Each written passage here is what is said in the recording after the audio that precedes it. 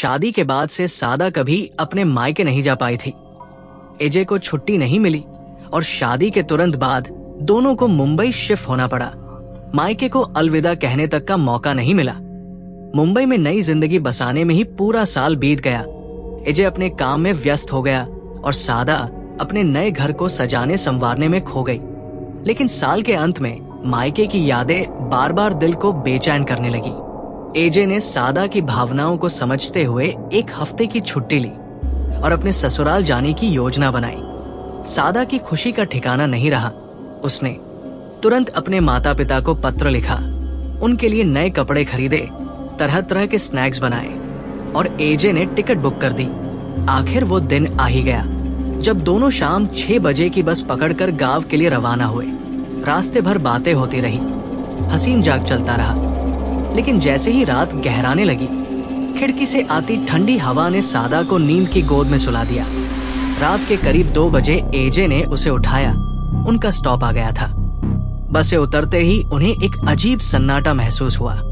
Bus stand सुनसान था। दूर दूर तक कोई नहीं, सिर्फ एक टूटा फूटा टिकट, काउंटर और एक पुरानी लकड़ी की बेंच। उस पर बैठकर एजे ने पूछा, अब क्या करें? यही सुबह का इंतजार करें या पैदल चलें? लेकिन सादा अब और इंतजार नहीं कर सकती थी। वो सिर्फ अपने मां के गले लगकर चैन की नींद सोना चाहती थी। गांव का रास्ता जंगल से होकर जाता था, जिसे रात में पार करना मना था। पर वो डर को नजरअंदाज कर दोनों उस अंधेरे रास्ते पर चल पड़े।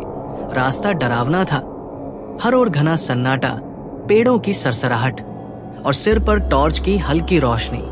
लेकिन जितना चलते गांव उतना ही दूर लगता। रास्ता खत्म होने का नाम ही नहीं ले रहा था। थककर एक पुराने बरगद के पेड़ के नीचे बैठ गए।